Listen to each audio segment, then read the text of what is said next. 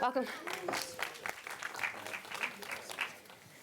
Hi guys, thanks for joining us. Hi, Neela from Australia. Felicity, I was wondering, there's a scene in the film where Cassian just has to stand back and watch Jin kick Stormtrooper butt, which I thought was fantastic. I wonder how you feel seeing yourself do that, and if the process of finding Jin for you was about maybe finding your inner warrior that you didn't know you had. Yeah, well, it's in Jin's head, it's very clear she hates the Empire. So, so anytime she sees stormtroopers, she has this kind of very clear instinct to take them down. So, so I just tapped into that energy that Jin has, and I'd never done that kind of thing before. It was very new, the whole kind of physical preparation, that side of acting. I'm kind of used to lots of, talking in corsets. So it was really nice to be running around with a blaster and a baton to bash stormtroopers with. But it was, it was an extraordinary process, and you work very closely with the stunt team who take you through every kind of move and moment and support you throughout the whole thing. And I was very lucky to have a great support from the stunt team doing it. What format was Rogue One shot on, and why have you guys chosen the specific formats that you're shooting for the new Star Wars movies? Well, we had the difficult task of, we were kind of making a period piece as well. We're making a film that's sort of, we'd say to the crew and the designers, like, imagine this is set in 1977 and don't do anything we couldn't have done back then in terms of aesthetic. And that applied to the camera work to some extent, in that, but obviously in today's cinema, we've got these 4K projections and things going on in IMAX, and this brand new camera had come out from Arri, and it was incredible, and it's like 4 times the resolution of normal film cameras. But Greg, the DOP, was like, okay, this is fantastic, but we also want to go back to the 70s with the analog kind of look of the movie. And so he got hold of this Panavision lens that's from 70mm anamorphic. They shot Ben-Hur with this actual lens. And for the first time ever in cinema, Arri and Panavision, which are 2 separate companies in the film industry, they came together to make one camera for Star Wars. And it was incredible. And for those who are technically minded, what the result is, you get this very narrow depth of field. So if you're focused on me, the background's quite blurred and the foreground's quite blurred. And it was a nightmare for the focus puller. There was this young guy called Jake, and he performed a miracle, because we were like, there was battle scenes, we didn't put marks down, we were just running in there with the camera, and he was always getting the focus. We didn't drop any shot out of the movie because it was out of focus. And I think a lot of the beauty in the film is down to the cameras that we used. So it had that look of, it's like a modern version of the past, it was kind of what we're going for, which is kind of what Rogue One is trying to achieve. Yeah, and I would just say that I think what's really great about the fact that we're now moving into these standalone movies is that we're bringing in essentially auteur directors like Gareth, and we're really supporting those directors and their vision, and we're looking at each of these movies without a rule book.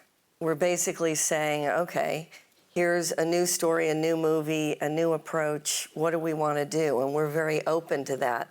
And I think it very much is in the spirit of what George Lucas did to begin with. I mean, he inspired ILM. Innovation and technological innovation was extremely important to him. And it's very much a part of the culture of this company. So that's what we want to continue. Yeah, I mean, it was all subconscious to some extent. We've watched Star Wars to death. Like, you guys, I think, have seen the opening of the film, most of you, if not all of you. And it's kind of a reflection of Star Wars: A New Hope to some extent. And this is really a segue so I can get these guys in, because we went to Iceland to film the opening scene, and it didn't occur to me till later that when you think about A New Hope, the very first time you see the antagonist come in, Darth Vader, it's a black guy in a black cape surrounded by white stormtroopers. And at the opening of our film, there's a guy in a white cape surrounded by black stormtroopers. And it's all these subconscious things where we're trying to take what's familiar but sort of invert it or twist it. And filming that scene with Ben and Mads, it was one of the hardest things we've ever filmed. When people say, what's the hardest scene you ever did? I think it was probably that one, because we were freezing our tits off out there. And the worst thing was fog was coming in and then it'd suddenly disappear. So we'd set up these amazing shots and we'd be really excited, and then suddenly there'd be a whiteout and you couldn't see like 3 meters ahead of you. You'd have to wait, and then suddenly it would clear. And these are like two of the most incredible actors in the world. And it was just so good to just put them up against each other and go and let it unfold. And Ben is so relaxed in front of the camera that he would start like just messing around. Like, he's very playful.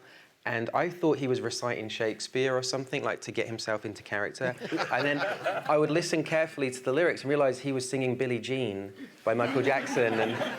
And even like Frozen, I think. There was like times where... Oh yeah, I did sing a bit of Frozen. Yeah. What was it? We used to be friends or whatever? Yeah, that's right. Yeah. I did that. We used to be friends. I can't... No, it's escaping me now, but yes. I remember it vividly. Very intimidating, I'm sure. Michael Adato from the Sydney Morning Herald in Australia. A question for Gareth and also for Ben. The big cameo here, obviously, or the big kind of guest appearance, is Darth Vader. Can you talk a little bit about working with that costume, how powerful that image is in cinema, and when you are actually actors on a working film set, what happens in the tipping point between dealing with an actor in a costume and the fact that that actor in that costume is a very powerful personal cinematic image that is present in front of you? Want to go?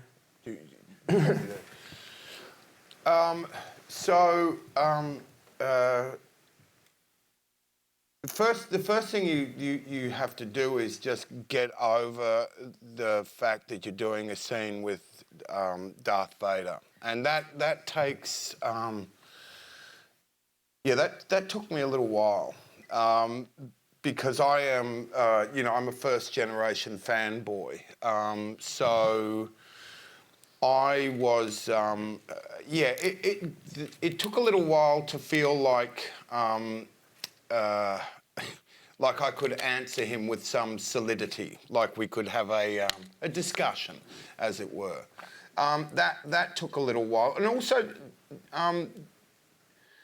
Darth is his gestures and his mannerisms are so familiar that finding someone that can execute that in a way that is fluid is its own skill set, and so that requires a certain amount of thought and consideration too when you're doing it.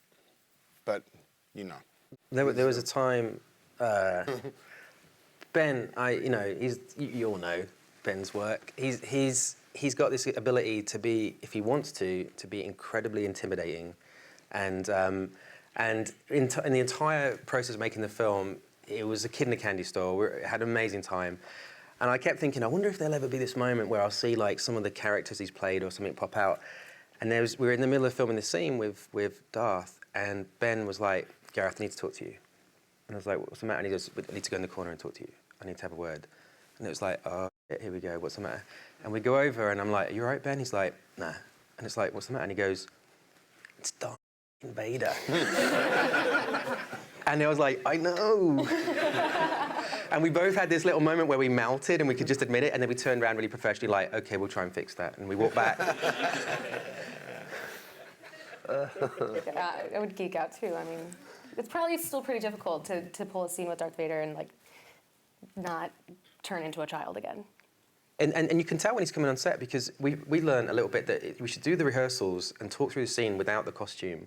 Yeah. Because as soon as that helmet goes on, it's too intimidating. You can't give direction to Darth Vader. Like, he tells you what he's going to do. And but then what happens is, film sets are really noisy. There's a lot of, banging and clattering going on. And suddenly it just starts to get quiet, and you're chatting to someone, and why has it gone so quiet? And in comes Darth Vader, and he stands on, and the whole crew is just like a 5-year-old going like this. And it happens to everybody, and then you think, oh, I've got to go over and speak to him. And you have to snap out of it. It's It's probably one of the highlights of getting to do this film was little moments like that, and you're very aware of it. Everyone there is very aware of it, and you become the most popular person in the world the day you're filming those scenes because you look round and there's Everyone turns up. yeah. That, Mads, your character Galen is kind of a complicated character because he's not. I mean, he does, you know, he's involved with bad things, but he's not necessarily a villain. What kind of approach do you have to like a character with that sort of complexity? No, but I mean, I think that as actors we always try to find like the two sides of a character, but definitely it's in this one because he's working together with this gentleman in something that he believes from the very beginning has a project that has the ability to change the world into a better place. So be it that it turns out that he's working on something that he didn't know, and for that reason he's in a gigantic dilemma. And for the reasons I will not spoil here, the dilemma gets even bigger. So yes, that's a gray zone here. Mm-hmm. As you said, it used to be maybe in the 70s, in the 80s, a little more black and white, but there are a lot of grays in here. Question? Behind you again. Oh, David from Endor Express. I asked the cast earlier about their thoughts on their first action figures. I know Mads doesn't have one yet, but hopefully soon. And so I wanted to hear the cast on their thoughts of getting finally themselves in plastic form, and if Gareth could talk about the score by Michael Giacchino at all. Okay. We'll start with the action figures because that's always fun. Whereas you got one, right? Chris has a few. I did get an action figure. I was very pleased because I think he's a lot better looking than I am. I think they accidentally modelled it on Diego or something. Easily confused. It was a kind of surreal, amazing moment, to be honest. I remember kind of playing with those toys as a kid, and so to be part of that universe, you know, in plastic is an amazing thing. Christmas shopping is easy. Yeah, right. Slightly narcissistic, but yeah, giving everyone little versions. And they're like, of why are me. you giving me? Why are you giving me Diego? I thought you wanted to give me yours. Yeah, exactly. Michael did an amazing score for us. He's a massive Star Wars fan. I think a lot of us compete for who's the biggest Star Wars fan working on the film. And I go around his house, and you walk in the door, and in his main front room is, I don't know how big, but it feels like it's that big, but it's like 13-foot tall framed poster of A New Hope. And sort of joke like, oh, you didn't have to do that for us. And he's like, no, this has been up for like 13 years. And he said he listened to Empire Strikes Back soundtrack to death as a kid. And it's just, I think the vocabulary of that music is in him, and it just poured out. And there's stuff, I mean, you know, there's particular moments in the film musically, especially towards the end, that is truly stunning and very emotional. And I think he just knocked it out of the park. We were very lucky.